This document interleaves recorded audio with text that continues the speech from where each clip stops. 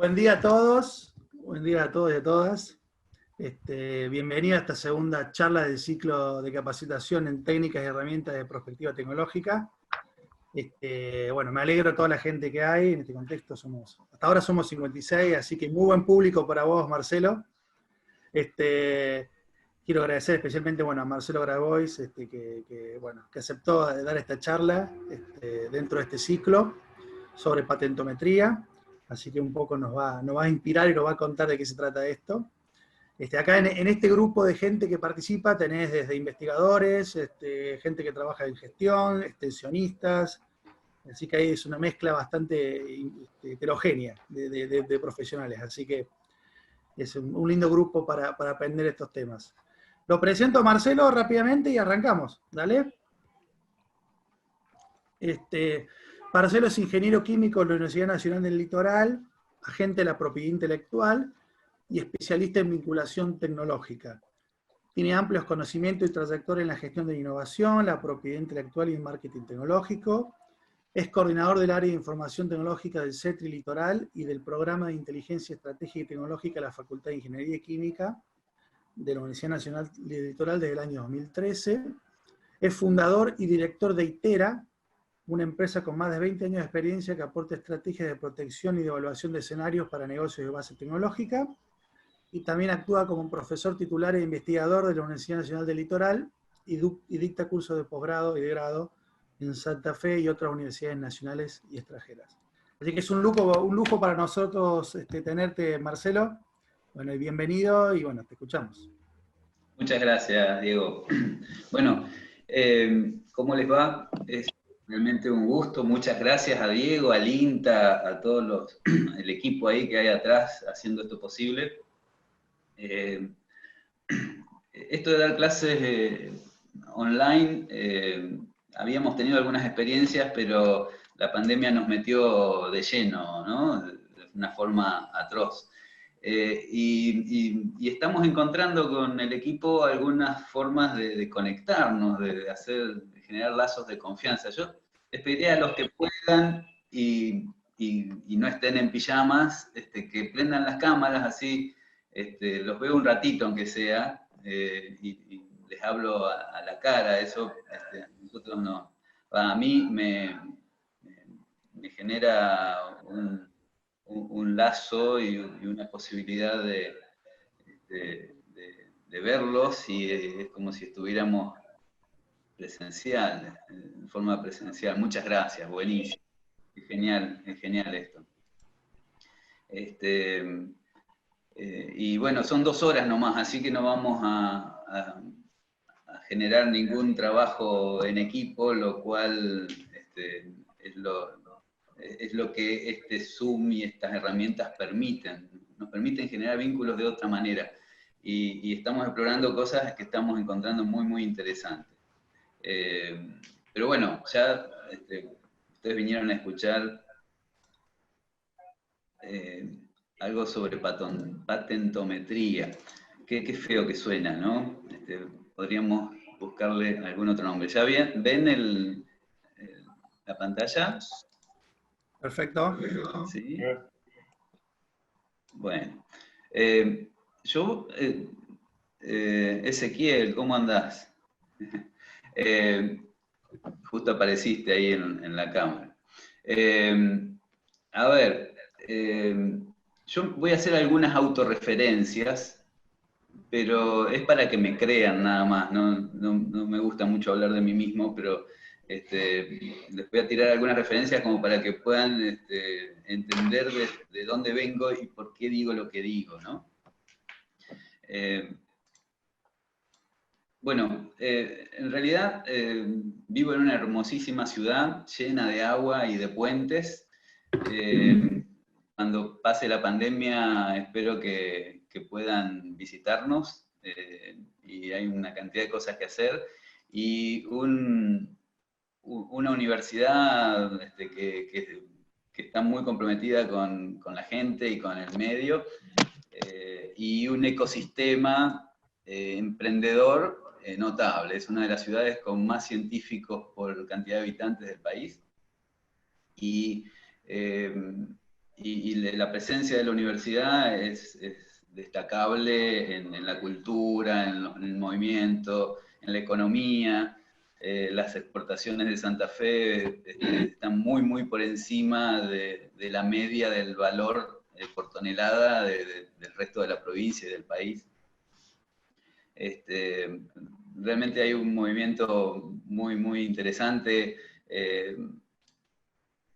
Y como verán, no solamente de economía y biointeligencia vive la ciudad, sino que la universidad está volcada a los chicos, con festivales científicos, a los adolescentes, está muy comprometida con los problemas sociales de la comunidad. Y bueno,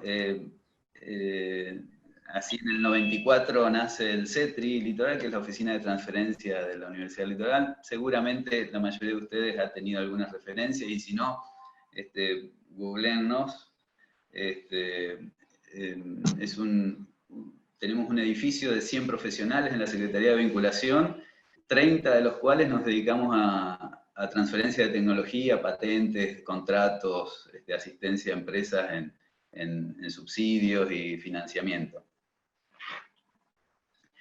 En el 97-98, Eduardo Matoso, que fue el gran visionario prospectivista de estas cuestiones, armó un curso de especialista en vinculación tecnológica, y bueno, ahí me anoté, y desde más o menos 98-99 que abrí el primer centro de inteligencia competitivo del país. Se fundó en el 2000-2001, y desde esa época que venimos trabajando en estas cuestiones. Yo les diría desde antes, ¿no? Pero bueno, en el 2013 abrimos un programa de inteligencia estratégica y tecnológica. Este es el equipo. En la Facultad de Ingeniería Química, que también es la primera facultad de Latinoamérica de Ingeniería Química, cumplimos 100 años el año pasado.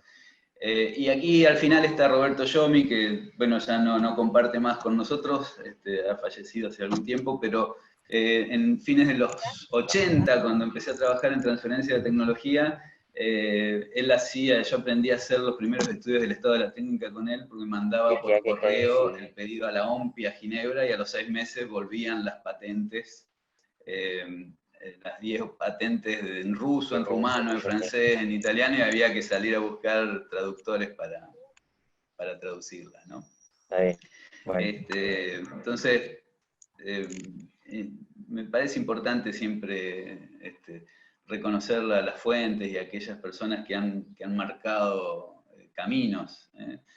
El programa trabaja junto con el área de información tecnológica del CETRI. Así que, bueno, en el programa se desarrollan las cuestiones académicas, como los cursos, y operativas para cuando prestamos servicios a gobiernos, a instituciones en relación a estudios diagnósticos, tecnológicos, prospectivos. Y el área de información tecnológica del CETRI brinda un servicio a todos los grupos de investigación de la universidad, haciendo estudios del estado de la técnica, redactando las patentes, gestionándolas. Hacemos estudios estratégicos, trabajamos en temas puntuales para orientar a los investigadores en los temas de vacancia o en temas que tienen la posibilidad de ser patentados, ¿no? Bien,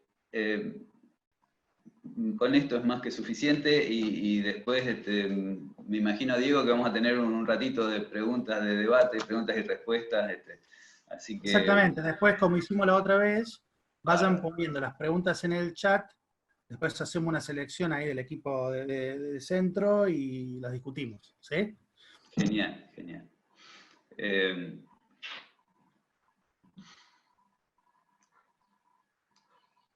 Bueno, quería empezar esta presentación con algo que seguramente les va a resultar conocido, ¿no?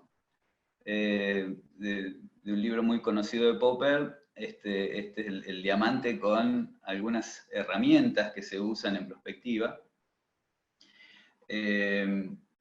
No me voy a detener mucho porque seguramente la mayoría de ustedes ya lo conocen, pero bueno, aquí por ejemplo está el Delphi, que va a ser la última charla que va a dar Diego de este ciclo, y nos va a contar cómo funciona y cómo ha ido evolucionando la herramienta. Nosotros estamos por acá, ¿no? Nuestro equipo hace 20 años, en el 2003, empezamos a dar un curso a estudiantes de la universidad de búsqueda de patentes. Así que nuestra experiencia y nuestro conocimiento está en la bibliometría, en el análisis de patentes. Hoy se le llama patentometría, en el benchmarking, en base a evidencia. Nosotros somos especialistas en trabajos de evidencia. Y justamente de eso les voy a contar algo muy rápidamente. Y esto no es fácil, porque aquí hay gente que nunca escuchó nada de patentes y hay especialistas. Entonces voy a tratar de ir por el medio. Algunos se van a quedar con ganas y otros se van a aburrir. Para los que se van a aburrir, les pido disculpas.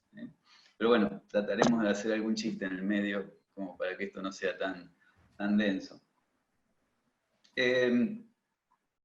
Bueno, esto de las técnicas de evidencia en la prospectiva no es muy viejo. Cuando yo empecé a hacer vigilancia tecnológica, había dos fuentes, y las dos estaban en los Chemical Abstract, y había que pasar días enteros en la biblioteca buscando patentes y papers en unos libracos con hojas de papel Biblia. Esas bases de datos, que hoy son las más importantes, estaban ya en esa época, pero era realmente tedioso encontrar información, ¿no? Ni hablar de usar esta información estadísticamente, ni soñarlo, ¿no? Entonces, de ahí viene la palabra vigilancia tecnológica, porque la única vigilancia que se podía hacer en esa época era de patentes y papers. Hoy, todos sabemos, como dijo Miguel el martes, hoy vigilamos un montón de cosas, y bueno, ya hablamos de vigilancia estratégica, pero esto nació en los 80 con la palabra vigilancia tecnológica, porque era lo único que podíamos vigilar más o menos racionalmente. Pero fíjense que cuando nosotros queremos hablar de una fuente tan importante como las patentes, tan importante para la vida tecnológica, tenemos que saber de patentes. Y ese es una de las ideas que quiero desarrollar. Y quiero explicarles, porque hoy, con las facilidades que tenemos en las bases de datos, nos metemos en Patent Scope, ponemos dos palabras clave y nos sale un listado de patentes. Y las podemos graficar incluso, y podemos generar conclusiones y tomar decisiones en base a eso. Y somos absolutamente no conscientes de los riesgos que eso implica, ¿no? Entonces, esta idea la voy a tratar de fortalecer a lo largo de la reunión. El que busca patentes tiene que saber de patentes, tiene que saber de leyes. Ustedes, no voy a leer la transparencia, esto lo encuentran en la ley de patentes, y es de la esencia del sistema. Confiere un derecho negativo. Encima es un tema difícil, ¿no? Porque no es un derecho positivo sobre una cosa, es un derecho de exclusión. Por eso cuando la gente habla de que las empresas se apropian de la naturaleza, implica una ignorancia muy profunda en estos temas, porque yo no me adueño de la invención que patento. El único derecho, y nada menos, ¿no? El derecho que me dan las patentes, una vez que me las conceden, después de 4, 5, 6 años de tramitarlas, es que yo puedo excluir a terceros de que usen la invención, solamente lo que está condensado en la primera reivindicación de la invención, que lo usen con fines comerciales. Se lo puedo usar para investigar y se lo puede usar para docencia. Entonces, yo no me estoy adueñando del invento. Hay un derecho negativo, esto por ahí no es fácil de comprender, pero yo no me puedo adueñar de un gen. Si me conceden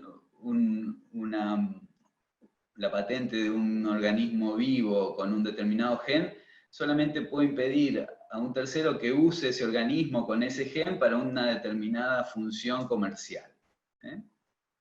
Entonces, bueno, podríamos hablar horas sobre el tema, no es la idea, yo solamente les quiero ir tirando algunos puntos. Y fíjense, ¿qué hay en las bases de datos de patentes? Es muy restringido lo que hay, porque cuando uno solicita una patente, ya sabe que la invención, o sea, la solución a un problema técnico, tiene que ser nueva, o sea, que no tiene que existir en el mundo, tiene que tener actividad inventiva, no debe ser obvia para un experto en la materia, y tiene que tener aplicación industrial, o sea que se debe poder comercializar, se debe poder producir y vender. Y además la ley impone que la invención debe estar descripta suficientemente para que un tercero pueda reproducirla. Entonces, ¿todo se patenta? No, hay tecnologías que no se patentan. Entonces, en las bases de datos de patentes podemos encontrar una fracción de las tecnologías existentes, las podemos encontrar en las bases de datos de patentes. Por ahí si buscamos, por ejemplo, software o alguna aplicación, algo vamos a encontrar, pero no es el universo, estamos re lejos de ser el universo. En cambio, si buscamos un compuesto químico, un compuesto agroquímico, un compuesto farmacéutico, ahí con las patentes cubrimos gran parte del universo que existe. Entonces, ¿qué vamos a buscar en la base de datos de patentes? Para saber qué vamos a encontrar, cualquiera puede buscar, pero para saber qué de todo el contexto vamos a encontrar en las patentes, tenemos que saber de patentes y de leyes. Y bueno, la ley de patentes que nos abre las dos caras de la moneda del sistema. Por un lado la protección, que es de lo que se habla, y por otro lado la divulgación, que es lo que nos interesa a nosotros desde la perspectiva del uso de toda esa información para tomar decisiones. La protección genera un monopolio temporal, como les decía, nacional, territorial. Si pido una patente en Argentina y me la conceden y no la solicito en el resto del mundo, ¿qué hice? Usé el modo más caro que se me puede ocurrir para divulgar mundialmente mi invención y ponerla a disposición del planeta, salvo para los argentinos. Entonces, estos elementos son muy importantes a la hora del uso de la información que está contenida en patente. Bueno, ¿cuál es lo que sostiene al sistema? Es esto de estimular la inversión en investigación y desarrollo. O sea, al que invierte en investigación y desarrollo, logra una invención patentable, se le da el premio de un monopolio durante 20 años a partir de la fecha de solicitud. ¿Y la contracara cuál es? De la cual poca gente habla, es que esa tecnología se pone a disposición del público. En los países donde no se presenta la patente es de libre disponibilidad, incluso comercial. Y en los países que se presenta la patente hay un monopolio hasta el día de vencimiento de la patente y después pasa a ser de dominio público. Bueno, fíjense que lo que nos interesa a nosotros es justamente esto, ¿no? La divulgación. Hoy tenemos más de 130 millones de documentos de patentes. Cuando yo señalo acá, ¿no lo ven ustedes al mouse? No. ¿Y si yo señalo acá, sí? ¿Tampoco lo ven? Ahí sí se ve. Bien, gracias. Esto de tantas pantallas es Bueno, fíjense que hay más de 130 millones de patentes de tecnologías que podemos usar, y que son de libre disposición y de fácil acceso. ¿Y cuáles son las ventajas del sistema? Bueno, ustedes saben que hay muchos documentos, muchas tecnologías que en el único lugar donde aparecen es en las bases de datos de patentes. No se publican ni en libros ni en papers, son tecnologías que a los científicos no les interesa. Es muy actualizada en las bases de datos de patentes, podemos encontrar publicaciones de la última semana, en muchos idiomas. Esto de los idiomas con Google Translator hoy no ha dejado de ser problema, pero hace 15 años era un problema. Entonces, cuando teníamos el programa de capacitación de estudiantes en patentes, los mandábamos a estudiar idiomas, ¿no? Instauramos el chino y el japonés en la universidad para que nuestros pasantes pudieran leer patentes en chino y japonés. Nunca lo pudimos hacer, pero desde el punto de vista de la capacitación de los chicos fue muy, muy interesante la experiencia. Bueno, todos sabemos que las empresas tratan de no develar todos sus secretos, entonces si nosotros hacemos un estudio del estado de la técnica y bajamos 10, 15 patentes de un producto farmacéutico, estaríamos develando un 70, un 80% de la tecnología. Para copiarla, el resto de la tecnología hay que invertir en un grupo de químicos, en un buen laboratorio, y por ahí lleva entre 1 año y 2 lograr un producto que pueda competir en el mercado con el original, ¿no?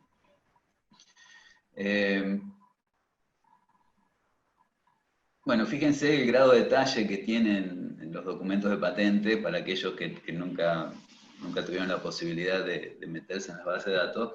Para muchas tecnologías, con una patente en una semana de taller es suficiente para poder imitarlas y ponerlas en el mercado, ¿no? En la industria biotecnológica por ahí se demora unos 4 o 5 años en imitar una nueva molécula. Bueno, tenemos la base de datos de patentes está muy bien estructurada, homologada internacionalmente, la OMPI tiene esto totalmente ajustado, entonces los campos son los mismos en cualquier país del mundo, los códigos INID de cada campo son los mismos, o sea que si encontramos una patente en chino vamos a saber dónde está el titular y dónde está el inventor. Tenemos un clasificador internacional de patentes. Fíjense, estos son los códigos INID, los numeritos al costado. Y tenemos información, más allá de lo tecnológico, tenemos el nombre del titular, tenemos los nombres de los inventores, tenemos fechas que son muy importantes. Fíjense, la fecha de solicitud, la fecha de prioridad. La fecha de prioridad es la primera fecha en que se presenta la solicitud de patente en algún país. Entonces, por lo general, las prioridades están en los países donde las empresas tienen los laboratorios de investigación y desarrollo. No es menor. Y después la fecha de solicitud es la fecha de solicitud en ese país. Y acá ya aprovecho para contarles que uno cuando va a hacer, perdón, cuando hace una búsqueda de patentes, puede buscar por documentos o puede buscar por familias de patentes. ¿Y qué son las familias de patentes? Aquellas, hay muchas definiciones de familias de patentes y cada buscador usa una de ellas, de estas definiciones. Pero básicamente, para la charla de hoy, nos alcanza con decir que una familia de patentes corresponde a patentes que se presentan en distintos países que corresponden a una misma prioridad, o sea, a una misma invención. Las multinacionales por ahí presentan 100, 120 patentes en todo el mundo que corresponden a la misma invención, a la misma familia, ¿no?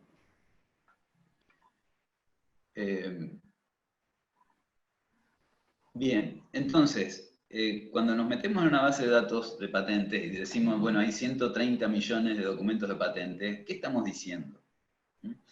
En realidad estamos ahí en esos 130 millones, por ejemplo, si hay una familia con 100 miembros correspondientes a un solo invento, no estamos hablando de 130 millones de inventos. Porque esos 130 millones de documentos son solicitudes.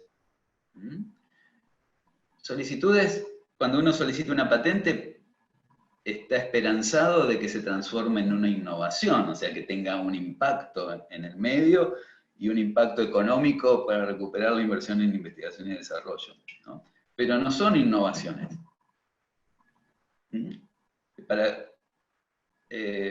Para que sea innovación tiene que tener un impacto social. Y ustedes saben que yo les diría que menos del 10% de las solicitudes de patente, bastante menos, realmente tienen un impacto y llegan al mercado. Entonces, también hay que tener cuidado en qué indicadores son los que yo puedo leer o determinar a partir de la información de patentes. ¿Qué me dicen qué me dicen los datos de patentes? Las gráficas y la estadística. Y esto hay mucho escrito, pero no hay muchos consensos. Después tengo solicitudes con reportes de búsqueda. O sea que una vez que la solicitud entra y se va catalogando, cuando ustedes ven la letra A la derecha del número de patente, es porque es la solicitud. A1, A2, A3, es los distintos pasos que van sufriendo los expedientes de patente. En el A2, por ejemplo, según la oficina, o el A3, tengo también, además del documento de patente, tengo la búsqueda que hizo el examinador con las referencias, y si yo estoy buscando información, eso es muy importante porque son las referencias que afectan la novedad y la altura inventiva de la patente, ese reporte de búsqueda, ¿no? Solicitudes nunca concedidas, o sea, abandonadas, que quedaron y se divulgaron, pero no generaron ningún monopolio. Esta es la peor manera de gastar dinero, ¿no? Y en general, las patentes que les sucede eso es porque no tienen un estudio del estado de la técnica previo para evaluar su novedad y su altura inventiva, ¿no? Bueno, hay patentes concedidas, y un buen porcentaje de patentes concedidas frente a las solicitudes, eso depende de la empresa y de los cuidados que tienen en el trabajo de redacción y de estudios del estado de la técnica, está en un 20-30%.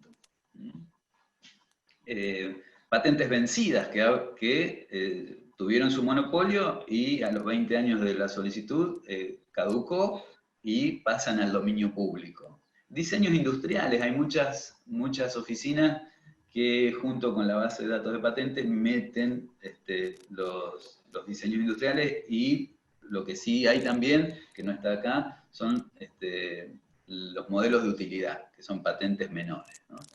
Bueno, discúlpenme, no es una clase de patentes esta, pero lo que les quiero transmitir es la necesidad de que si ustedes arman un equipo para hacer patentometría, tengan un experto en patentes o manden a formarse a alguien en patentes, ¿sí? Bueno, ¿qué aporta esta información a la prospectiva? Sin dudas, identificación de tendencias. Lo que más nos gusta y lo más difícil es el rastreo y encontrar señales débiles de tecnologías emergentes, lo que nos generan señales, generan alarmas, ¿no? Lo que podemos ver es la madurez de un campo tecnológico, la identificación de las empresas que están desarrollando tecnología en este territorio. Podemos hacer una radiografía de la historia de esas empresas o de esos grupos de investigación, cómo han ido evolucionando y qué temas son los que están tratando en este momento. Perdónenme que... Ahí está.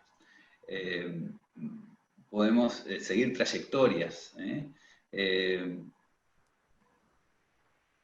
Podemos, en base a las tendencias que vemos, proyectarlas para tener elementos o indicadores que nos permitan construir algunos escenarios posibles, ¿no?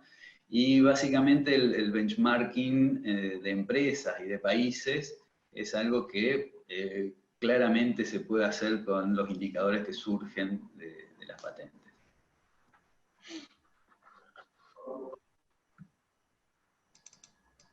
Bueno, ¿cómo vamos? Perfecto, Marcelo. Muy bien, muy bien.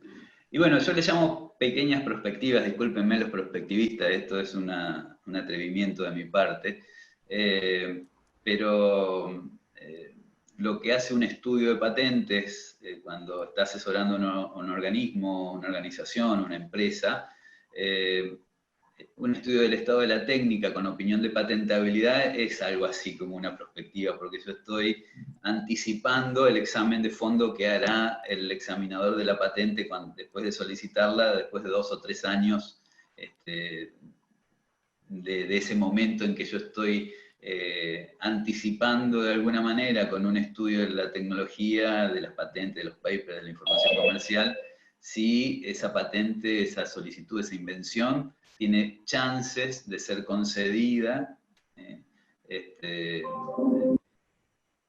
porque analizamos el cumplimiento de los requisitos de patentabilidad, ¿no? Novedad, altura inventiva, la aplicación industrial. Cuando estamos haciendo un estudio de libertad de operación, ¿qué es esto?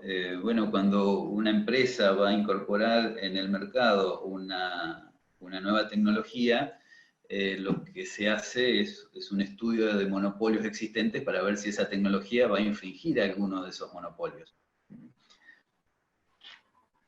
Estos son trabajos muy sofisticados, pero que son imprescindibles. Aunque la empresa y el producto tenga una patente, se puede estar infringiendo otras patentes. Y acá surge un error muy común, que es confundir la patentabilidad, que me dice si una invención es patentable porque cumple los requisitos, de la posibilidad de infracción de esa misma tecnología que se está patentando porque infringe monopolios de terceros. Son dos estudios absolutamente independientes y cuando uno hace patentometría es muy importante conocer con precisión la diferencia.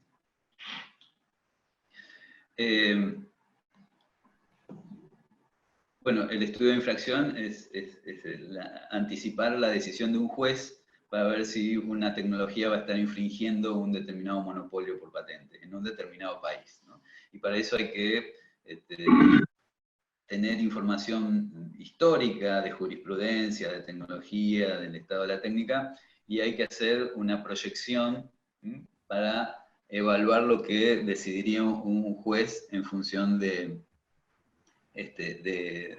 todas estas dimensiones que les acabo de decir. Bueno, cuando evaluamos una patente o una tecnología, se evalúa en función de la historia, de los costos, pero también de cómo está en las chances que tiene esa tecnología en función del estado de la técnica, de las otras tecnologías que se usan para lo mismo, de la fuerza de poder entre los...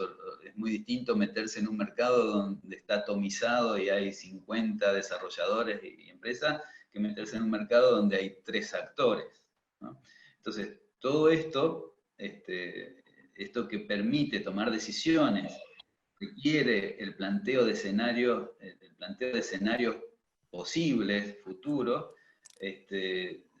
son básicamente basados en información tecnológica.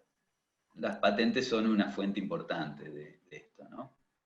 Y bueno, yendo a la metodología, que me parece el núcleo de esta presentación, bueno, yo digo, hay 2 formas de usar la información de patentes. Por un lado, concentrándonos en una tecnología, en un caso, en un desarrollo, qué sé yo, CRISPR-Cas, que hoy está muy de moda, y en pocos años más va a estar absolutamente metida en nuestras vidas de una u otra manera. Uno puede estudiar esa tecnología, bajar las patentes, investigar sobre los investigadores, entender la tecnología para poder o patentarla o desarrollar o plantear un escenario y identificar los nichos de vacancias de protección para orientar un grupo de investigación que vaya por ahí, para poder capitalizar, para poder valorizar su investigación y poder obtener patentes en relación a la misma. Y uno puede, por otra parte, hacer un estudio global, un estudio de un campo tecnológico. Y ahí podemos desarrollar indicadores que nos permitan ubicarnos en el escenario actual y analizar las tendencias. Son dos estudios que requieren de conocimientos parecidos. Las herramientas que usamos son las mismas, pero los resultados son diferentes. Nosotros en los últimos años, con las herramientas que estamos usando, cuando hacemos un estudio focalizado de una determinada tecnología, estamos introduciendo algunos aspectos de contexto de campo tecnológico global. A ver, ¿quién pide estos trabajos? Un estudio focalizado es, por ejemplo, cuando llega al área de información tecnológica una declaración de invención y tenemos que ver si un kit diagnóstico es patentable o no. Entonces nos ponemos a investigar, bajamos las patentes relacionadas, conmovemos mucha información, le pedimos al investigador que se diferencie de esas patentes, y cuando logramos una diferenciación sustancial que genere un efecto técnico, ahí nos concentramos en una búsqueda puntual para ver si esas características nuevas, con ese efecto técnico nuevo, generan un objeto inventivo que puede ser susceptible de patentamiento, ¿no? Ese es un estudio focalizado, individual de una tecnología. Después, cuando, por ejemplo, el Ministerio de Ciencia y Técnica de la provincia vino y nos pidió un estudio prospectivo sobre las empresas TICs de la provincia de Santa Fe, ahí no nos interesa una tecnología en particular. Ahí sí la información primaria cobra una fuerza enorme, y uno intenta con la información secundaria que viene de las patentes, de los papers y de las bases de datos disponibles, armar un contexto y a partir del contexto y las tendencias, entregar a la autoridad algunos elementos que le permitan orientar una política de inversión y desarrollo. É o que eu estava fazendo. Eu estava assistindo treinamento lá, sabe? Olha, não. O que houve? Por ahí hay un micrófono que los micrófonos, por favor. Tratar de nosotros de bloquearlos, pero... No hay problema, nos pasa a todos. Y estamos todos con los chicos, ¿no? Entonces, cerré la puerta ahí, les prohibí entrar a la oficina. Hasta el mediodía por lo menos, pero bueno, no siempre es posible. No. Bueno, vamos directamente a lo que les interesa a ustedes, que es cómo usar la fuente de patentes para hacer estudios globales, estudios de campos tecnológicos. ¿Y cómo es la metodología? Bueno, en esto hay una norma, en España es la 166.006, en Argentina es la 50.520, que es una norma IRAM de gestión de la vigilancia y la inteligencia estratégica. Ahí pueden encontrar una receta de esto que les voy a contar. Les voy a contar a partir de la experiencia de algunos casos, pero bueno, sobre esto hay mucho escrito y hay mucho por aprender y por hacer, ¿no? Pero básicamente les voy a contar cómo es la metodología de entrecasa, así quizás a ustedes les pueda servir. Cuando uno se pone a estudiar un tema y necesita tomar decisiones, lo primero que tiene que hacer es definir el objeto de la investigación. Para mí la mejor forma de definir objetos es haciendo preguntas. Preguntas acerca, que pueden ser de las más variadas, pero bueno, en el caso de la agroindustria era en el 2012 más o menos con la gente del INTA y la universidad hicimos un trabajo de prospectiva e inteligencia sobre la agroindustria nacional. Hay 23 libros editados que ustedes pueden bajar, están ahí a disposición. Fue el primer gran estudio de prospectiva e inteligencia que se hizo en el país. Gracias aquí al equipo de Martín Villanueva, Miguel, que dio la charla el martes, es parte de ese equipo. Y bueno, ellos la verdad que hicieron un trabajo extraordinario de divulgación y pusieron este tema, no digo de moda, pero antes de que ellos llegaran al ministerio, antes del 2010, nadie hablaba ni de prospectiva, ni de inteligencia, ni de inteligencia competitiva. Después empezó a cobrar una dimensión interesante, al menos en nuestro ambiente académico, ¿no? Pero bueno, el primer gran estudio prospectivo se hizo de la agroindustria y en aquel momento era, por ejemplo, decir, bueno, el sector del maíz, ¿qué hay? ¿Cómo estamos en relación al resto del mundo? ¿Y qué posibilidades tenemos de desarrollo y de crecimiento, ¿no? ¿De quién podemos aprender? Bueno, se generaron una serie de preguntas, y ustedes saben que cuando uno, a partir de esas preguntas, se pregunta, bueno, con este tema así definido, ¿qué recursos tengo? Bueno, tengo las bases de datos de patentes, tengo un data mining, tengo las bases de datos de paper, tengo un grupo de expertos que me va a ayudar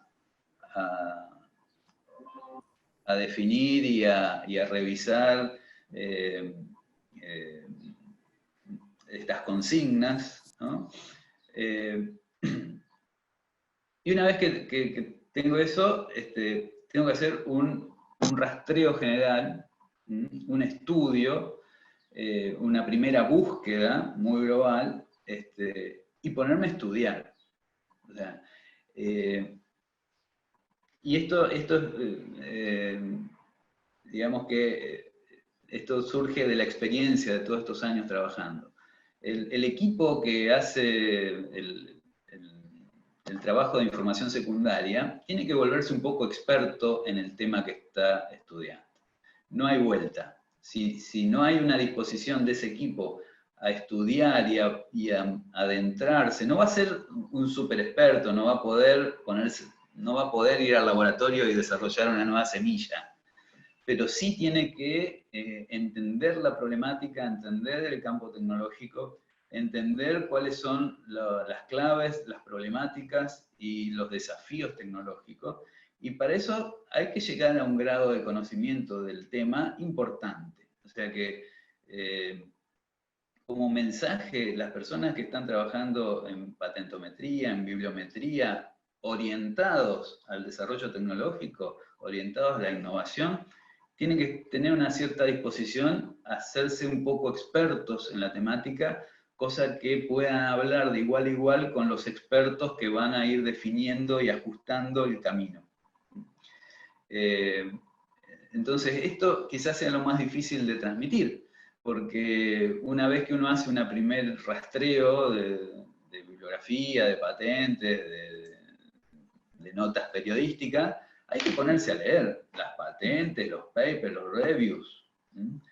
Y ustedes saben qué pasa cuando uno se pone a estudiar, encuentra nuevas palabras claves y encuentra que siempre la definición original, o sea, las preguntas que planteó, estaban equivocadas. Siempre la pregunta se corrige en este primer rulo, con este primer estudio de los documentos que están bien visibles y a la luz de cualquiera. Entonces, aquí hay un primer rulo, una primera iteración del proceso, que es fundamental. Porque esta pregunta se va modificando a lo largo de todo este proceso de inteligencia tecnológica en este caso. Y es muy rico porque esa redefinición de la pregunta, en los casos en que se puede y que hay recursos, uno lo hace conjuntamente con los expertos en el tema, ¿no? Y bueno, una vez que uno ya tiene todas las palabras clave, redefinió la pregunta, ahí sí se introduce en la búsqueda y la generación de un corpus, o sea, un cuerpo de información. Nosotros en nuestros trabajos siempre hacemos en paralelo la bibliometría tecnológica, no es bibliometría para evaluar a los científicos, sino es una bibliometría para evaluar campos tecnológicos, junto con la patentometría, ¿no? Y a medida que vamos rescatando información importante, seguimos procesándola y analizándola. Este análisis retroalimenta la búsqueda. Y imagínense que para hacer una búsqueda de patentes, uno tiene que leer las patentes. Entonces tiene que tener al menos nociones de cómo se redactan las patentes, qué palabras se usan, qué palabras no se usan. Qué sé yo, un ejemplo, un caso que yo he visto, errores muy comunes, es que la gente que busca patentes y no sabe mucho pone la palabra dispositivo en varios idiomas. O procesos. La mitad de las patentes son dispositivos, la otra mitad procesos. O sea, ajustar una búsqueda con estas dos palabras no nos dice nada, no sirve para nada, porque no filtra nada, ¿no? Entonces, en este proceso, uno tiene que tener herramientas de filtrado, de validación, y fíjense que es muy importante poder leer una patente. No sé cuántos de ustedes habrán tenido la oportunidad de leer patentes, pero yo les diría que no es, suele no ser sencillo, ¿eh? Entonces, si uno hace una búsqueda de patentes y no las puede leer, es un peligro chino, ¿no? Entonces, además, los términos que se usan, muchas veces se usan en lugares determinados. Uno si entra en SpaceNet, que es una de las bases de datos más poderosas que tenemos, solamente puede buscar en título y resumen. Y muchas veces cuando buscamos un producto agroquímico, con un nombre químico, ese nombre químico no va a estar en el título y resumen. Entonces nos estamos perdiendo una gran cantidad de información. Bueno, después del análisis de esta información, necesitamos una minería, un programa de minería, y aquí sí la consulta a expertos para el análisis de la información es prioritaria, ¿no? ¿Y qué resultados podemos esperar de este análisis? Bueno, tendencias, señales débiles, actores, estudios de correlación. Y yo los invito a mostrarles algunos casos, si les parece. Ya llevamos casi una hora. Espero que no se estén aburriendo. Para nada, Marcelo, para nada. Para nada, Marcelo. Interesante todo. Bueno, fíjense, APH. Acá la gente del INTA debe conocer esto. Altas presiones hidrostáticas. Es una tecnología. Esto es parte del trabajo que hicimos en el 2012, 2013 con Miguel. Y Adriana, que Adriana está, Miguel no sé si pudo sumar. Fue un trabajo, la verdad que, trabajo titánico, nos llevó 2 años, abarcamos mucho más de lo que se podía, pero básicamente se formaron cuadros técnicos en el tema y aprendimos muchísimo, ¿no?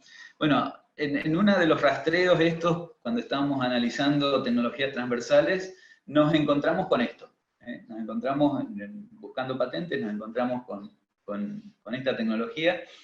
Para los que estábamos buscando nunca lo habíamos visto. Para alguna gente en el INTA hay gente que viene trabajando hace muchos años en esto, para ellos no fue sorpresivo. Bueno, buscamos a la gente que estaba trabajando en esto. Es extraordinario el efecto. Yo he visto productos en Europa, una bolsita a temperatura ambiente de un lomo al stroganoff, que vos después de 2 años lo abrís, lo calentás y lo comés como si estuviera recién hecho, ¿no?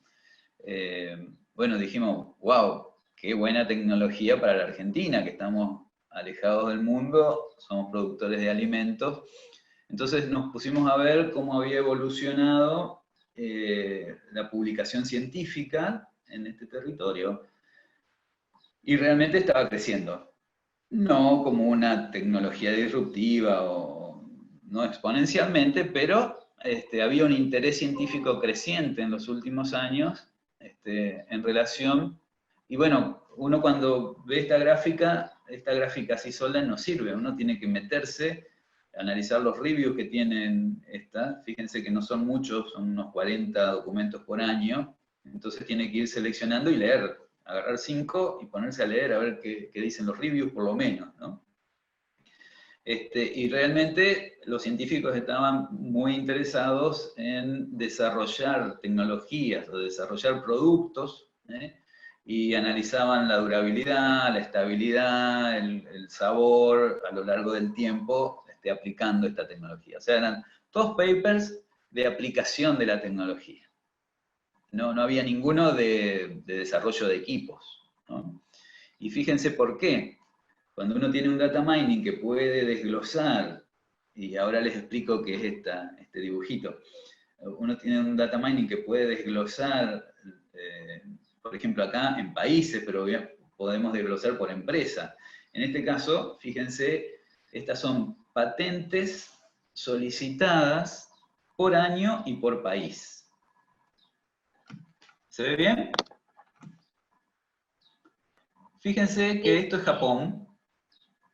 El fondo es Japón, y Japón tuvo una serie importante de desarrollos entre el 90 y 2000, por ahí, en el 2000 otro pico acá, de la tecnología. ¿Qué quiere decir esto? O sea, esto no es un indicador, pero no es un indicador cuantitativo, pero sí es... Cuando uno ve una gráfica así, puede sacar una conclusión cualitativa. Y la conclusión, sin duda, es que la tecnología está madura. ¿Por qué está madura? Porque, salvo el pico ese de los chinos que se justifica por otras cuestiones, que ya vamos a ver, a nadie le interesa invertir en desarrollar tecnología en este punto. ¿Por qué? Porque los japoneses ya la desarrollaron, lograron precios competitivos y son los mayores productores de equipos de altas presiones en el mundo.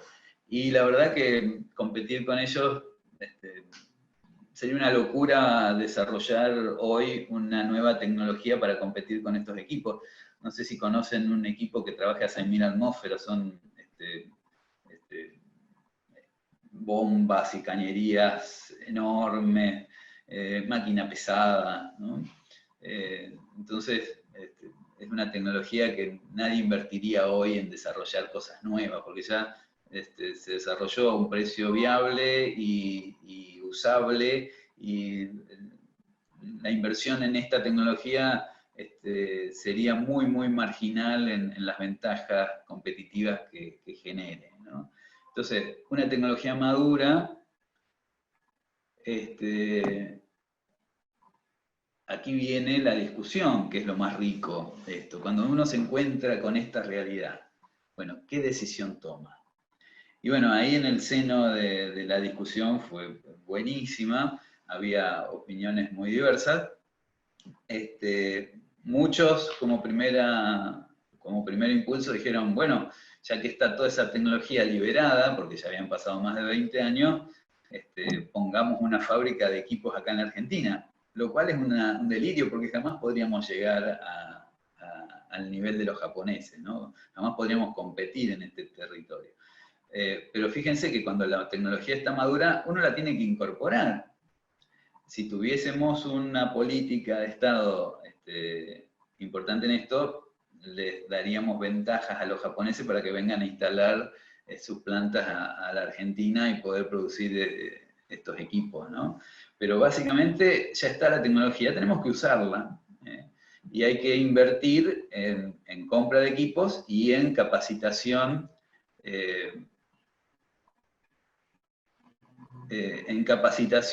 de los equipos técnicos para poder usar esa tecnología.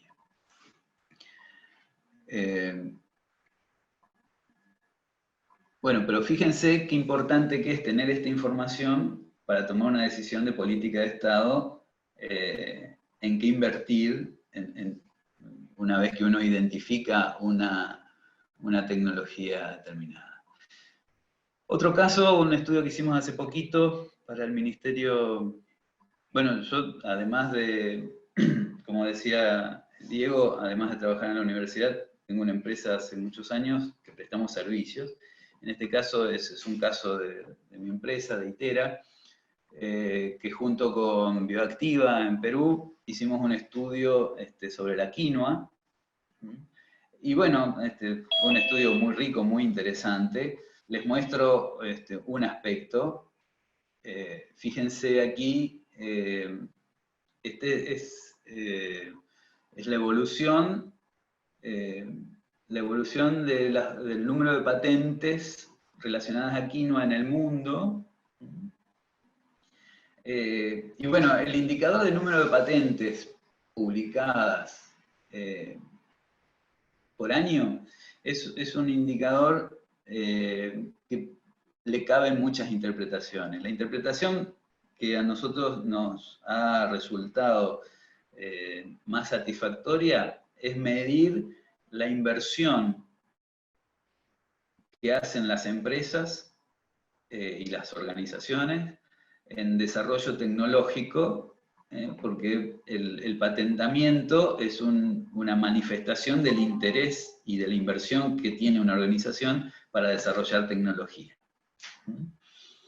Esto es así en todo el mundo. Los chinos vinieron a quebrar un poco este indicador, por eso es muy importante hoy hacer patentometría con China y sin China, porque fíjense la gráfica de abajo, la primera línea es China, y el resto de los países no han aumentado mucho su investigación en quinoa.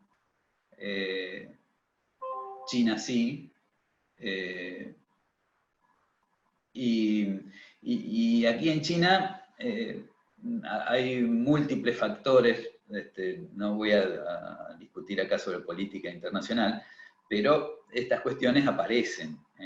Y cuando aparecen y uno va a tomar decisiones en función de los indicadores de patentes, tiene que conocerlas. En este caso en particular, fíjense que en el 2013, donde cambia la pendiente de la curva, la Organización Mundial de la OMS declara el año, las Naciones Unidas declara el año internacional de la quinoa, en el 2013. ¿Fue por esto? ¿No fue por esto? No lo podemos saber, habría que hacer una investigación, pero fíjense que justo a partir del 2014 China empieza a investigar más y empieza a desarrollar más tecnología relacionada a la quinoa,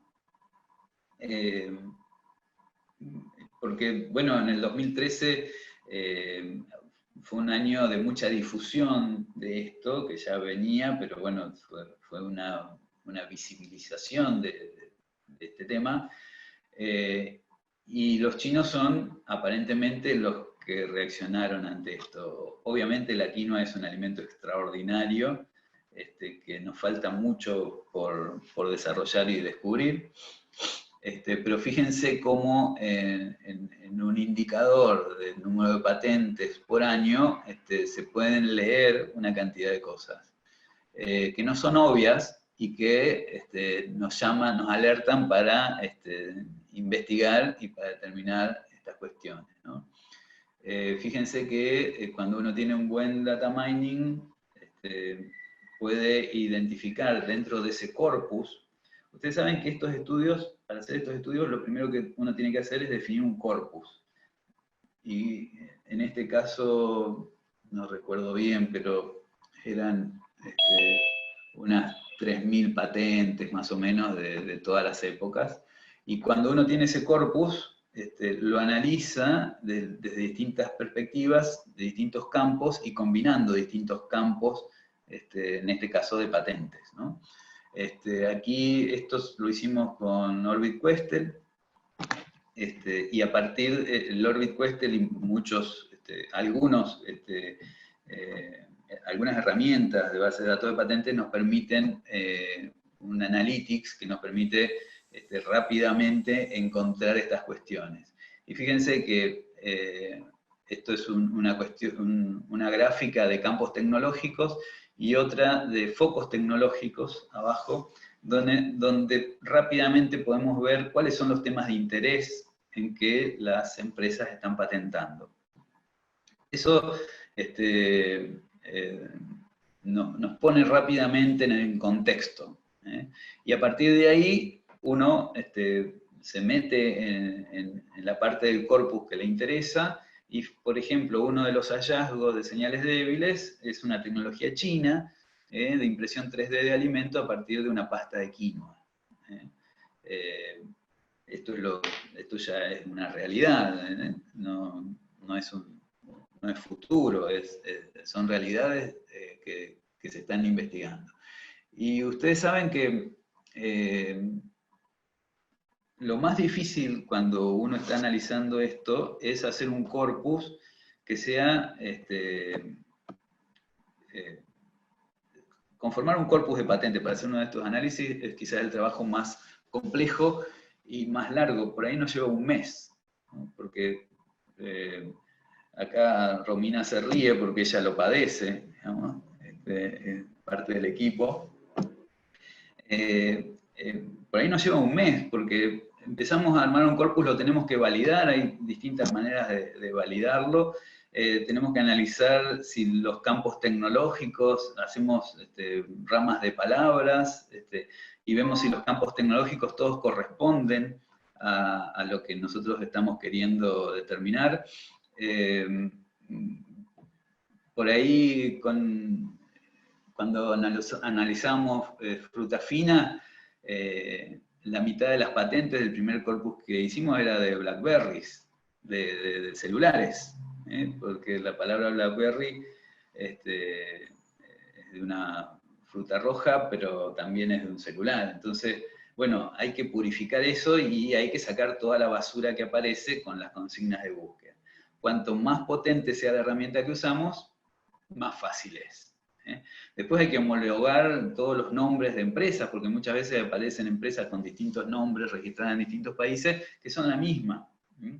Entonces, bueno, pulir un corpus es un trabajo que todavía tiene bastante artesanal, pero que requiere de una validación para que esto que vemos acá sea realmente representativo del campo tecnológico que estamos estudiando.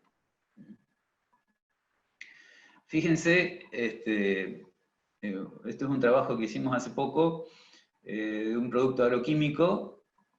Aquí, en función de palabras claves, esto se hace lo hacen varios software de procesamiento de patentes.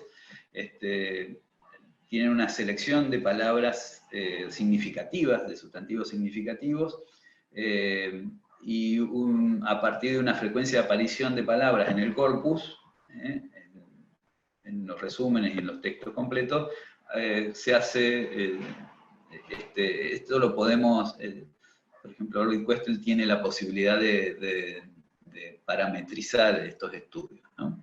Y aquí, muy rápidamente, cuando estamos investigando, nos sirve para ver qué se está diciendo en ese cuerpo. Esto eran como 5.000 patentes. Rápidamente podemos ver de qué se está hablando en las 5.000 patentes.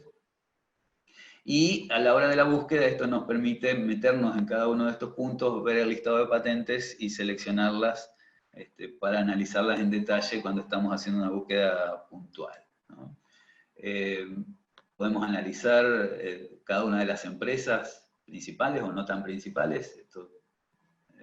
Y bueno, por ejemplo, este gráfico nos dice cuántas patentes concedidas, cuántas solicitudes y cuántas caídas tiene cada empresa. Y fíjense acá, si uno hace una búsqueda en Patent Scope, este producto, que es un agroquímico, nos dice que hay 70 patentes en la Argentina.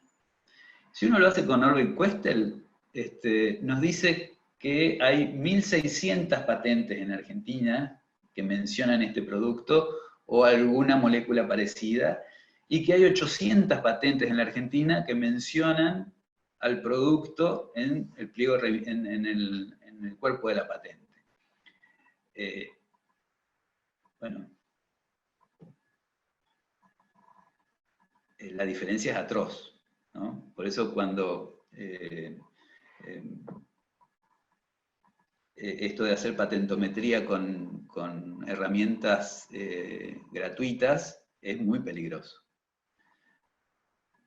Cuando la decisión que tenemos que tomar no es tan importante y nos podemos equivocar, no hay problema, ¿no? Pero cuando la decisión que tomemos depende de una empresa, depende de una organización, depende de un país, yo les sugiero que busquen una buena herramienta y a gente que pueda entender de patentes para hacer estudios patentométricos de este estilo. Fíjense estas dos gráficas, a ver si responden preguntas distintas. Esta responde a quiénes son los países que están desarrollando tecnología. Fíjense, Estados Unidos, Japón y un poquito Alemania con BAF. Todo el resto tienen 1 o 2 patentes. Esto es una gráfica de prioridades. O sea, quiénes son en qué países se pidió primero la patente. Y esta es una gráfica de publicaciones. Fíjense que acá la Argentina es un actor principalísimo, igual que Brasil, la India, China, Australia, Canadá, Perú, Ecuador, Uruguay, Chile, Sudáfrica.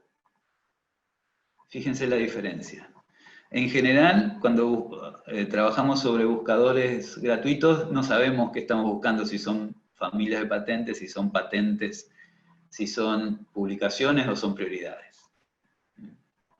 Y fíjense la respuesta distinta que daríamos a la persona que está preguntando, ¿no?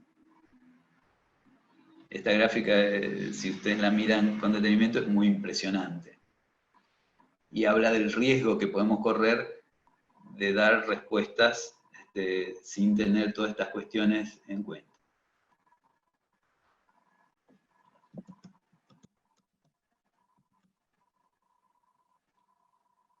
Bueno, la presentación de casos suele ser lo más interesante de estas presentaciones.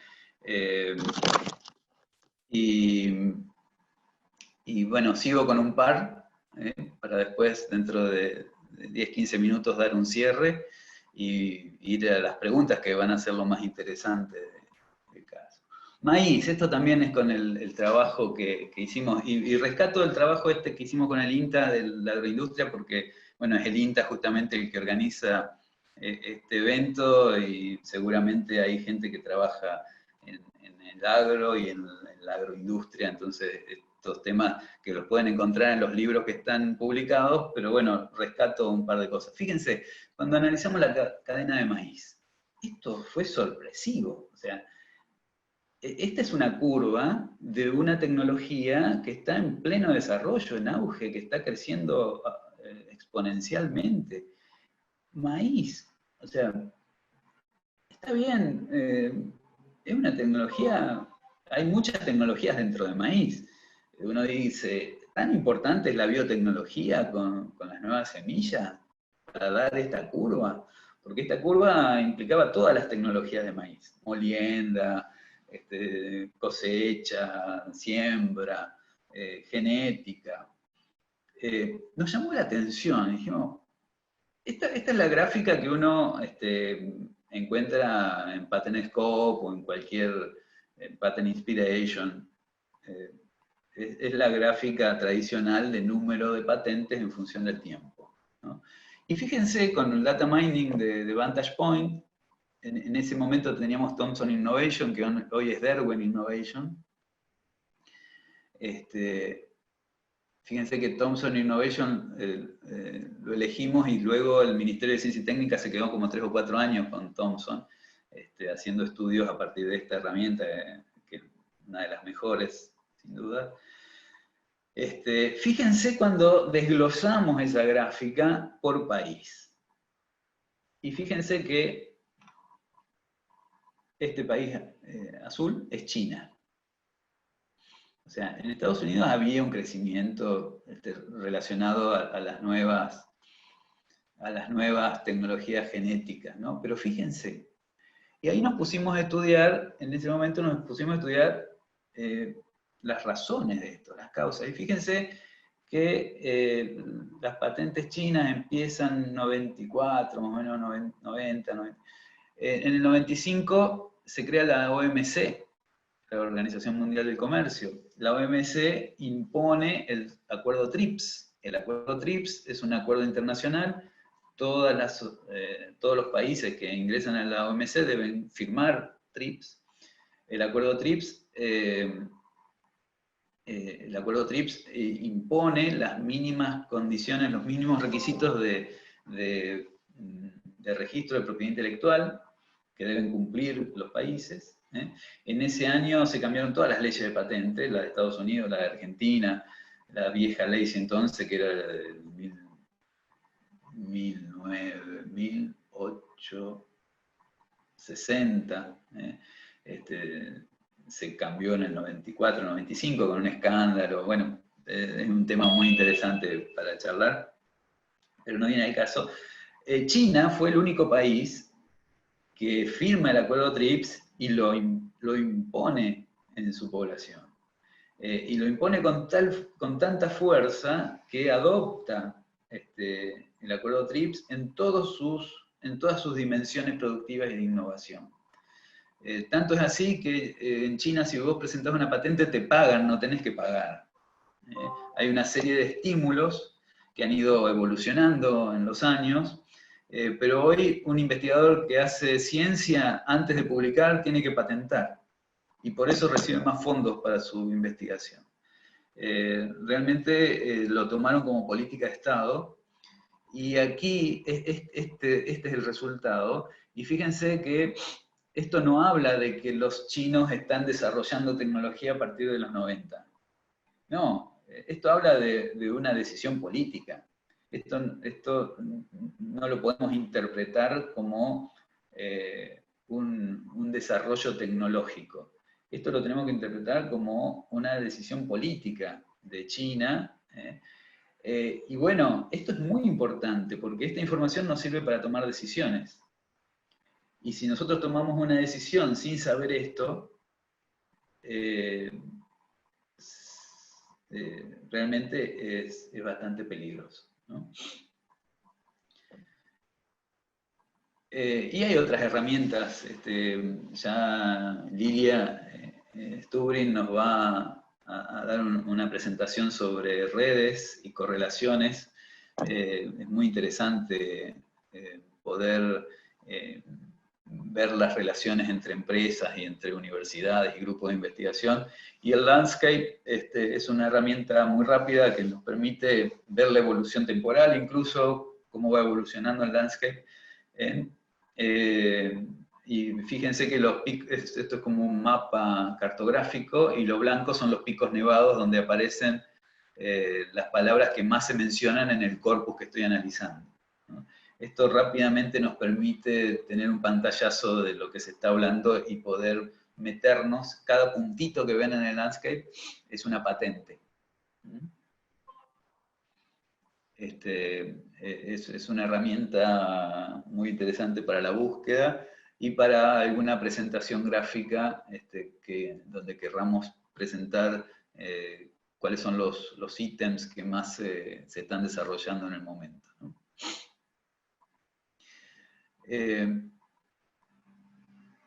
Bueno, motores de búsqueda, hay varios.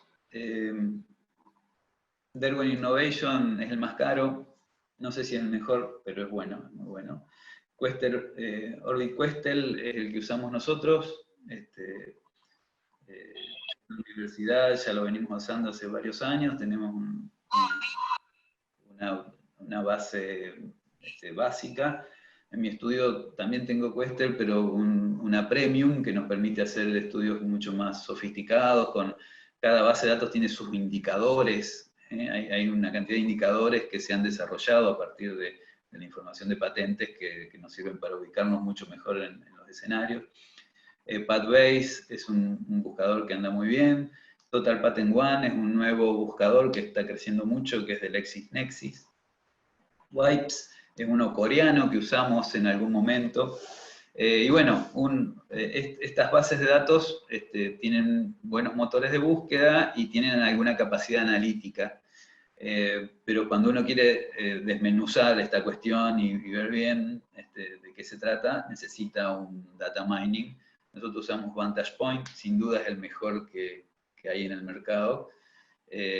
VantagePoint lo usa Derwent Innovation como data mining asociado a la base. Bueno, Romina acá, que está acompañándonos, es la especialista en VantagePoint, y la verdad que es una herramienta difícil de manejar, pero extraordinaria desde la perspectiva de los resultados que uno puede obtener y del análisis puntual de cirugía fina que uno puede hacerle a la información. Tanto de patentes como de papers, ¿no? Es un data mining que se traga la base de datos que uno le ponga. Y bueno, para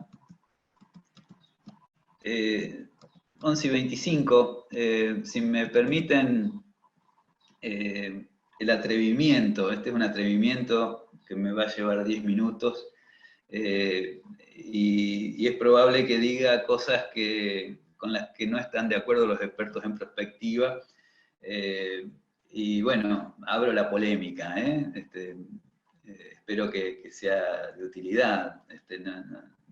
No decimos tener la razón, ni mucho menos. Lo que les quiero contar es desde qué perspectiva nosotros abordamos esta problemática.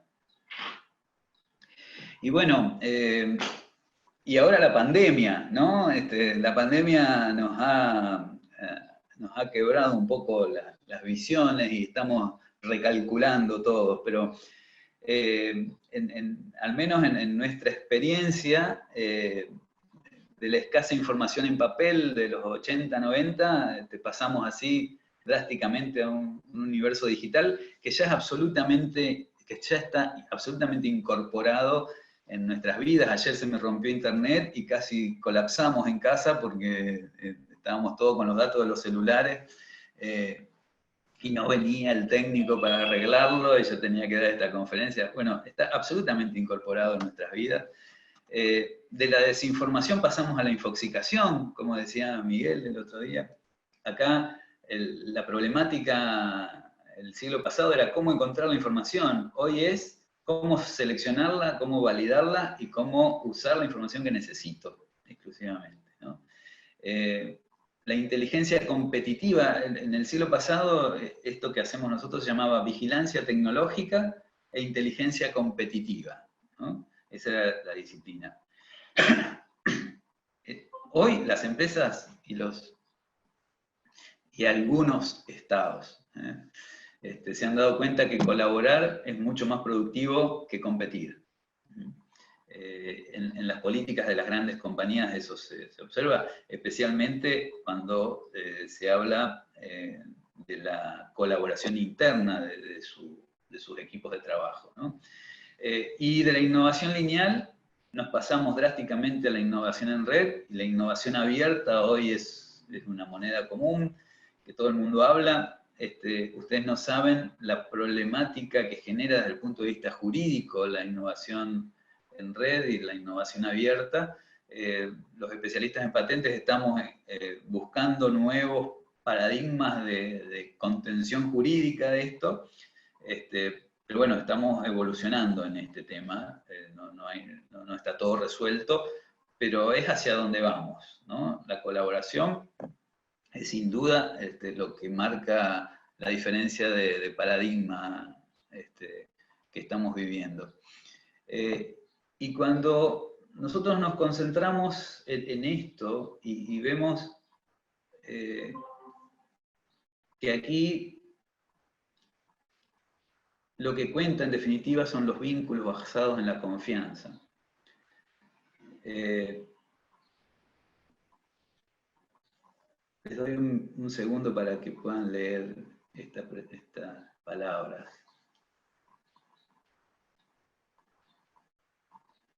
¿Y esto qué tiene que ver con la patentometría? Me preguntarán ustedes. Pero fíjense que la prospectiva está íntimamente imbuida en el futuro. Y a partir de algunas experiencias que hemos padecido, en el equipo nos dimos cuenta ya hace varios años que este camino de la prospectiva tiene una misión y un espíritu mucho más profundo que el de generar escenarios, y es el de, y lo hemos visto, del compromiso que se genera en un equipo cuando la prospectiva se hace a partir de técnicas de construcción colectiva. Y seguramente ustedes, los que trabajan en prospectiva, esto lo tienen clarísimo. Pero me parece que esta es una responsabilidad que tenemos y un camino que no tenemos que dejar de transitar, por más tecnológico que seamos, por más data mining que tengamos, por más patentometría y bibliometría que usemos. Una de las cuestiones básicas y que tenemos más en nuestro país, donde la grieta nos está consumiendo, el hecho de poder generar escenarios de futuros compartidos, generan un sentido de pertenencia entre la gente que ha participado en esa generación de futuro, que lo viabilizan, lo posibilitan, abren las puertas del tránsito. Entonces, cuando el ministro de Ciencia y Técnica de la provincia nos pidió un estudio TICS, le dijimos, ¿nosotros qué podemos hacer de TICS si no se patentan las TICS? ¿No? Y ahí fue un disparador para todo el equipo. Incorporamos un doctor en filosofía de la Sorbona, economista, sociólogos de organizaciones. ¿Y qué estamos haciendo ahora? ¿En qué estamos trabajando? En técnicas estructuradas de generación de consensos aplicadas a la construcción de escenarios futuros. Y bueno, hace 3-4 años que venimos trabajando con Marta Pailet, que es una especialista en mediación. Van a encontrar sus libros y sus notas en internet. Marta Pailet escribió un libro de educación para la paz, y es una gran mediadora de la ciudad de Santa Fe, con proyección internacional, y con todas las técnicas que ella ha usado para la mediación, estamos desarrollando, y aquí en el último párrafo les tiro algunos datos de las técnicas que estamos investigando, Y Zoom nos ha permitido en nuestras clases usar algunas de estas técnicas, porque la propuesta es formarnos en diálogo no adversarial, en abordaje apreciativo, y básicamente tener herramientas que permitan el diálogo no abierto, el diálogo estructurado, ¿no? Entonces el Zoom nos ha permitido de una forma casi mágica que estas técnicas estructuradas de diálogo nos permitan una participación y una suma de los actores que están. Y bueno, estas técnicas son sumamente útiles cuando uno quiere construir un futuro, y sabemos que ese futuro, la imagen del futuro no es tan importante como el sentido de pertenencia que le da a aquella persona, a aquel integrante de la organización, ya sea una empresa, un país, una universidad, que pudo aportar a esa visión de futuro, cómo lo compromete en la construcción y en las cosas que hay que hacer para encaminarse en un proyecto, en una planificación para lograr ese futuro. Sabemos que no lo vamos a lograr, pero eso no tiene mucha importancia. Me parece que si hay un grupo de gente con una responsabilidad en este momento para empezar a desarmar la grieta, es este. Me parece que aquí tenemos que aportar todo lo que nosotros sabemos y todo lo que podemos hacer desde la perspectiva para buscar este objetivo. Y bueno, en estas herramientas ahora estamos transitando por estos lugares, ¿no? Y estamos investigando, ya hemos detectado más de 60 técnicas estructuradas de generación de consensos aplicables a la mayoría a construcción de futuros. Y bueno, para terminar, les comento en el 2015, varios años después de empezar a trabajar, encontramos este paper de Joao Aguirre, que nos encantó. Ustedes saben que a uno le encanta un paper cuando piensa igual que uno, ¿no? Y bueno, este fue el caso. Encontramos este documento hecho por bibliometría, o sea, un estudio bibliométrico. Mercedes rehizo la bibliometría que tiene este trabajo y hoy es prácticamente igual a la bibliometría que se hizo en ese momento, en el 2015. Es la tesis de graduación del doctorado de Joao. Y engloba a distintas disciplinas dentro de la inteligencia estratégica, por eso nuestro programa se llama Programa de Inteligencia Estratégica y Tecnológica, la vigilancia tecnológica, la inteligencia competitiva, la prospectiva, la planeación estratégica. Solamente quería marcarles esa referencia. Esta es una definición de inteligencia estratégica que vamos evolucionando en el equipo. Y fíjense que aquello que se llamaba vigilancia tecnológica e inteligencia competitiva ha evolucionado, y nosotros lo estamos tratando de conceptualizar dentro de la inteligencia estratégica, y acá hay una gran diferencia que es la generación.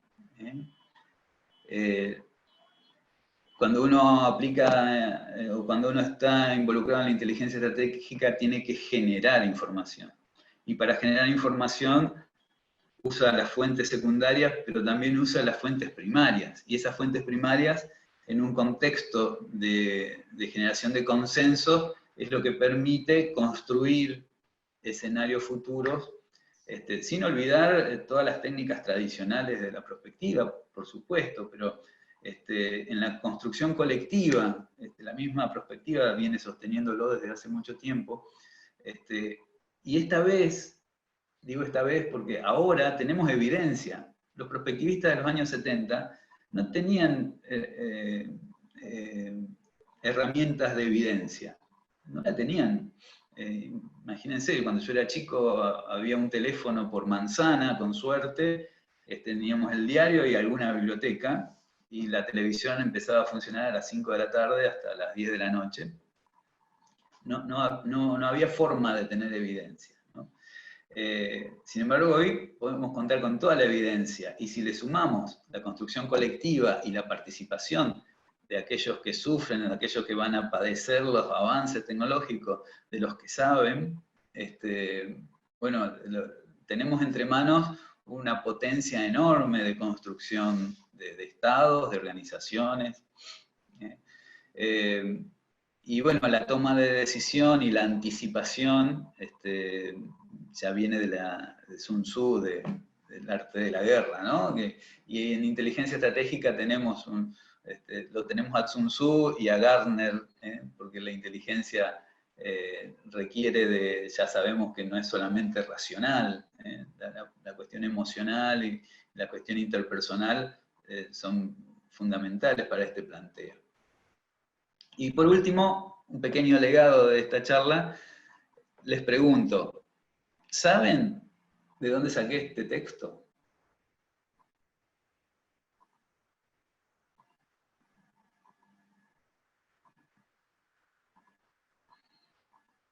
¿Se pueden imaginar de dónde sale este texto?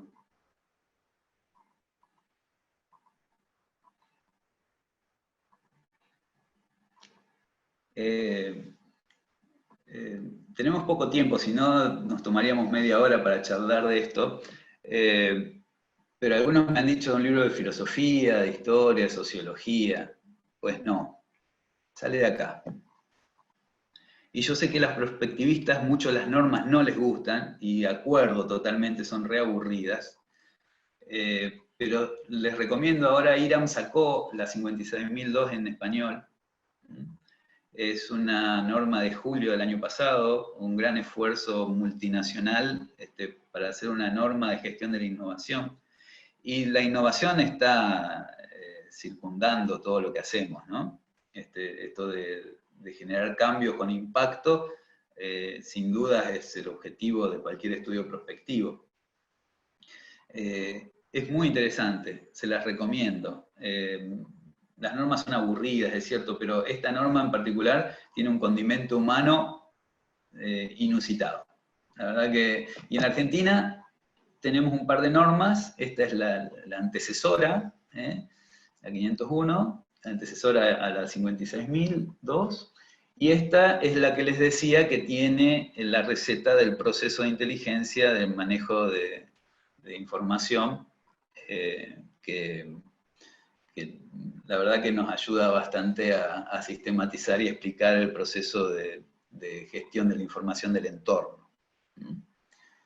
Bueno, ¿cómo andamos de tiempo? Muy bueno, Marcelo. Bueno, nos quedan 20 minutos para compartir. Exactamente. Muchas gracias, Marcelo, por tu presentación. La verdad, dispara un montón de temas y reflexiones. En cierto modo, nosotros hemos hecho el proceso inverso, estamos haciendo el proceso inverso el de ustedes, ¿no? Hemos empezado por la parte de arriba del diamante y vamos para abajo, y ustedes han ido de abajo para arriba, así que seguramente tenemos muchos espacios donde encontrarnos en este momento y hacia futuro, para compartir experiencias, metodologías, aprendizajes. La verdad, muy, muy interesante tu presentación y tus reflexiones finales. Para abrir la discusión ahora, bueno, hay un par de preguntas en el chat. No sé, Leticia, Paula, si las quieren retomar y a ver, no hay tantas, todos estuvieron muy atentos a la presentación, así que cualquier otra pregunta que sale, además las que están en el chat, las recogemos por acá. Pongan un PP eventualmente en el chat y bueno, y si alguien tiene una pregunta adicional, la vemos por ahí. Ok. Bueno, buen día a todas y todos. Bueno, acá recuperamos algunas preguntas, algunas otras fueron respondidas ya en el chat. Marcelo, te voy a pasar las que fuimos recuperando. Dale. Bueno, una de las preguntas tiene que ver con cuál es la norma en España del proceso de patentometría. Qué palabra difícil, como dijiste vos, ¿eh? Sí, horrible, horrible. No la solemos usar, pero ahora se ha puesto un poco de moda, entonces. A ver, en España AENOR tiene una serie de normas, las 166.000, que hablan de la gestión de la innovación, del proceso de inteligencia estratégica, incluso una norma de cómo escribir convenios de transferencia de tecnología, ¿no? Dentro de las 166.000. No sé si se referían a eso o a la ley de patentes española. La pregunta había surgido cuando estabas comentando lo de las normas IRAM de Argentina, bueno, las normas IRAM, en realidad fue como en ese momento. Sí, las 166.000 se abrieron al público en el 2006 y se empezaron a aprobar en el 2011. Nosotros las venimos siguiendo desde aquella época. Han sido precursoras en los países de habla hispana. Hoy Colombia, Perú, Brasil, todos tienen sus normas de gestión de la innovación y los homólogos de estas, ¿no? Ok. La siguiente pregunta tiene que ver con que al principio de la charla mencionaste que hay casos en que la búsqueda de patentes refleja una porción importante del estado del arte tecnológico, mientras que en otros casos la búsqueda de patentes es muy poco representativa. ¿Cuáles son los indicadores ex ante que proveen información sobre esta distinción? No hay indicadores.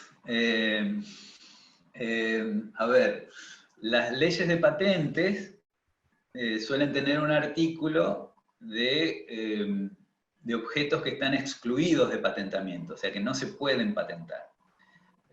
Por ejemplo, en la mayoría de los países el software, los descubrimientos científicos, los métodos terapéuticos que involucren a personas o animales,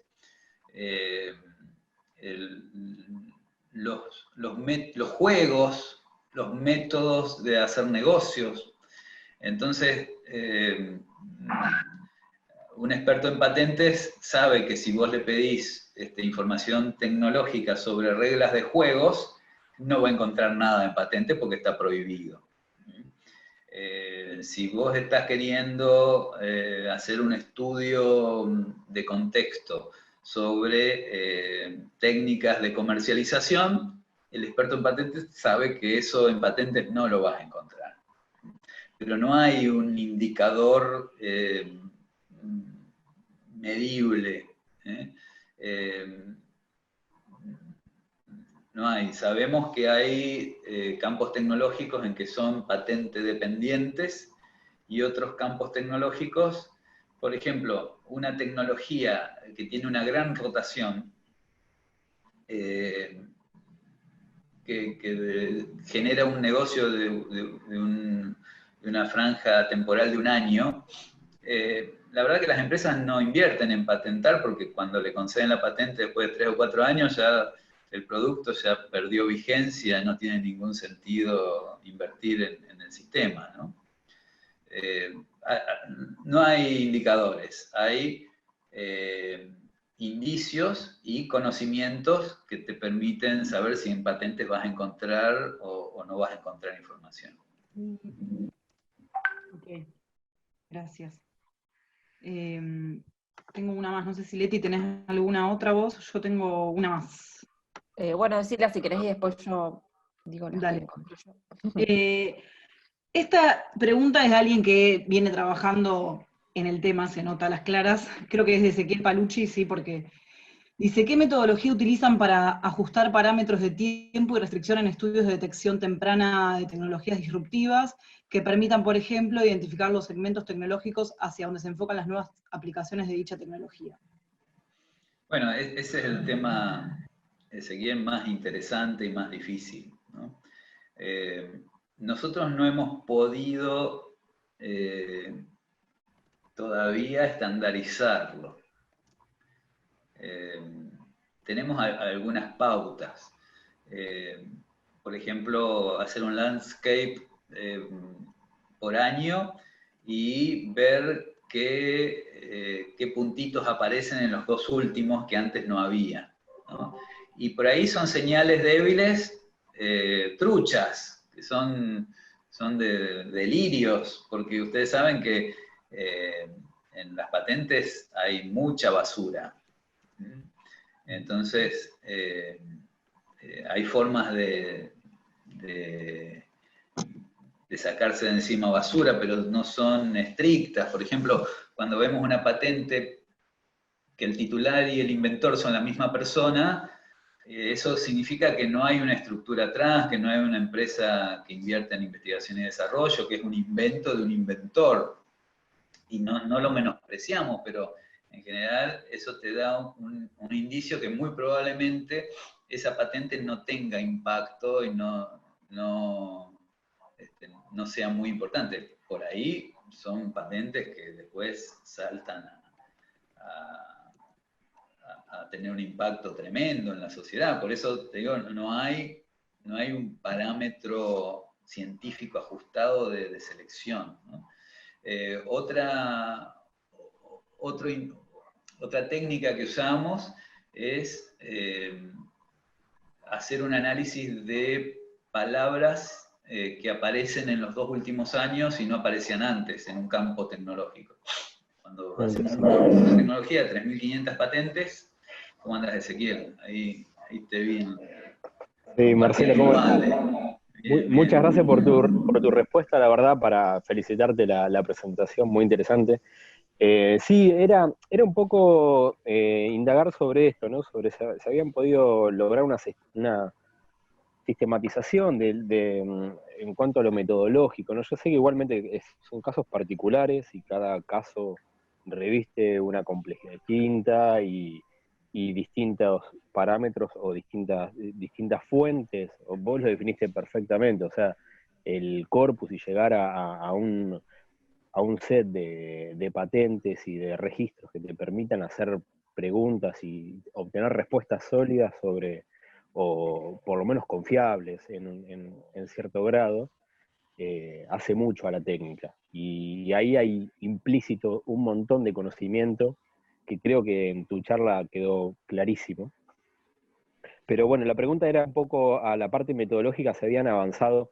Entiendo que están trabajando con Quest, el Orbit, la verdad que es una muy buena herramienta. Yo, la verdad, en INTA no la pudimos contratar, solo estuve trabajando yo con algunas cuentas prestadas.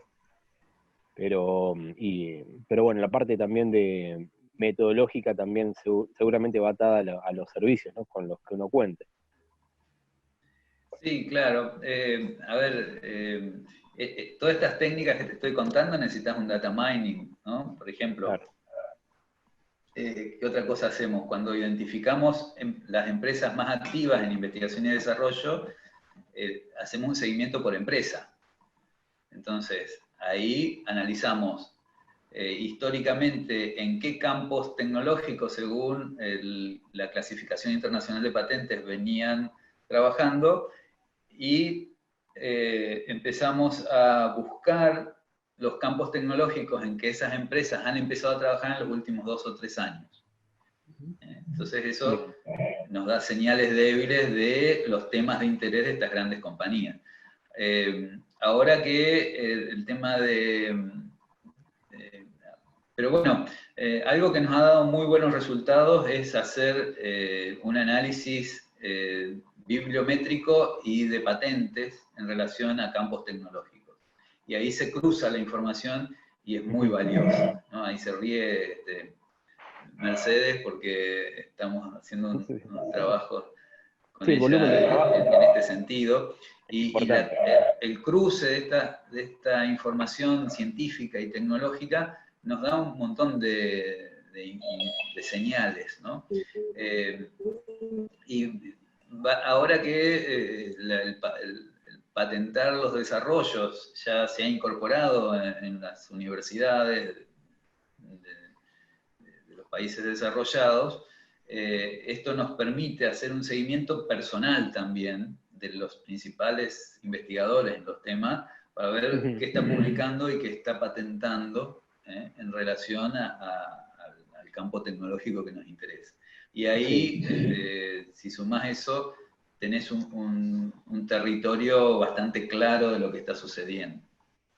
Sí, sabes que a colación de lo que mencionás, yo estuve haciendo unos ejercicios con respecto a la tecnología de edición génica, CRISPR-Cas, que mencionaste en tu presentación.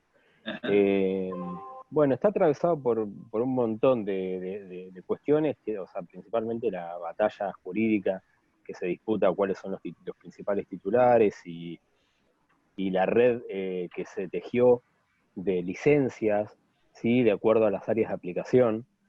De alguna forma, necesariamente hay que avanzar sobre esas áreas para entender cómo se está moviendo la tecnología.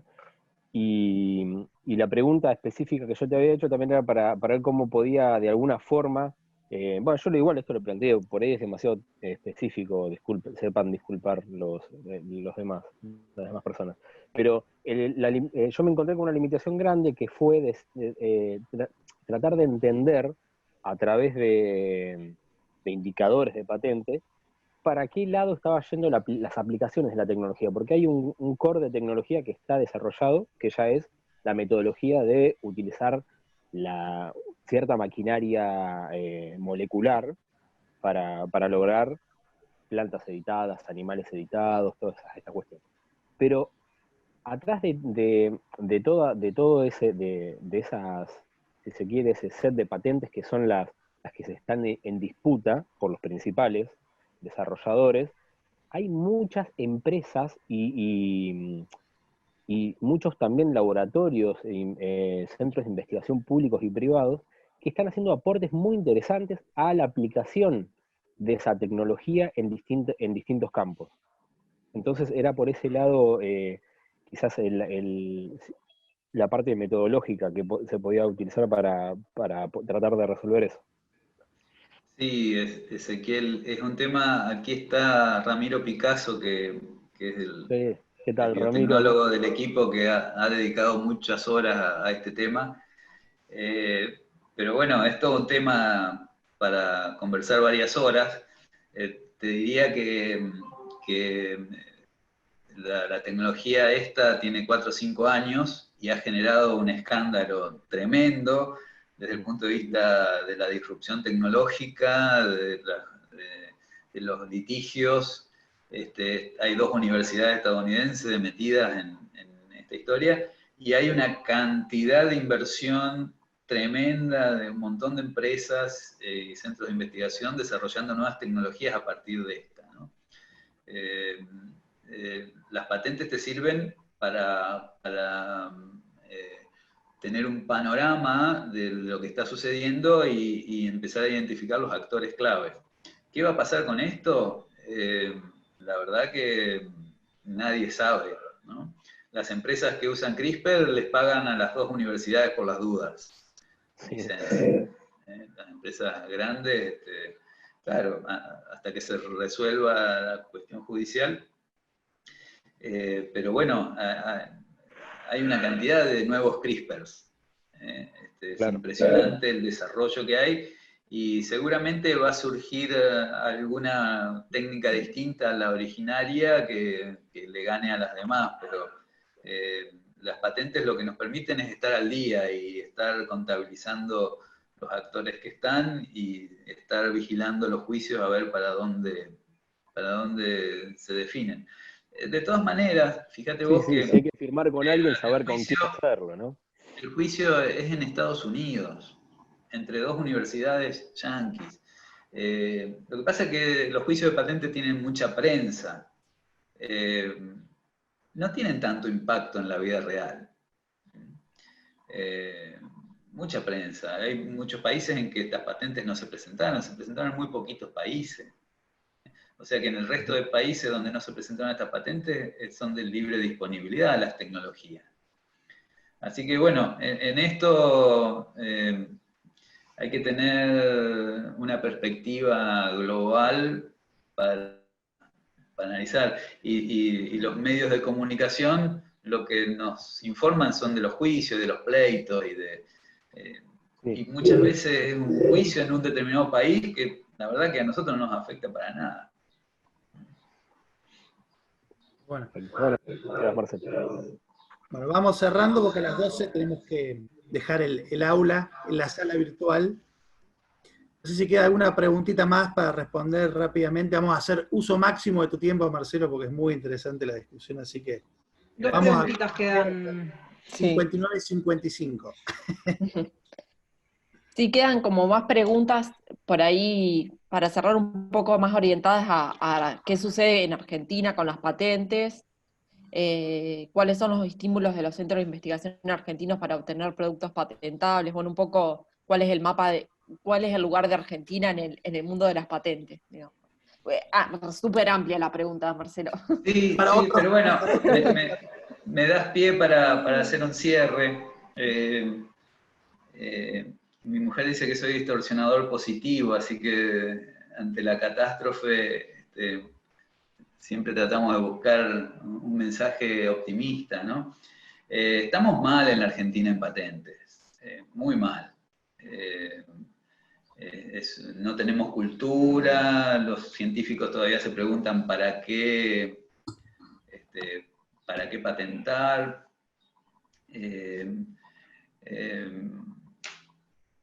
Pero no es poco lo que hemos hecho en los últimos 10 años. El grupo de Martín Villanueva en el Ministerio de Ciencia y Técnica tiene mucho en su haber por la divulgación, las antenas, los cursos que han dado. La Universidad del Litoral también es un centro muy importante de divulgación y de generación de conciencia en este sentido. Hoy en el contexto internacional, la organización que se dice innovadora tecnológicamente y no patenta no existe. Por una cuestión de imagen corporativa, ¿no?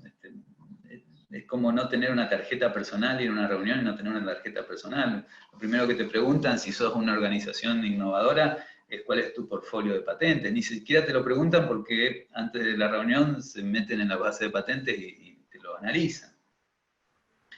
Desde esa perspectiva de imagen, podemos ir a cosas más profundas y decir que en algunos campos tecnológicos, toda la inversión que se hace en investigación y desarrollo que no se patenta es una inversión que se pierde. El caso más dramático es las tecnologías farmacéuticas.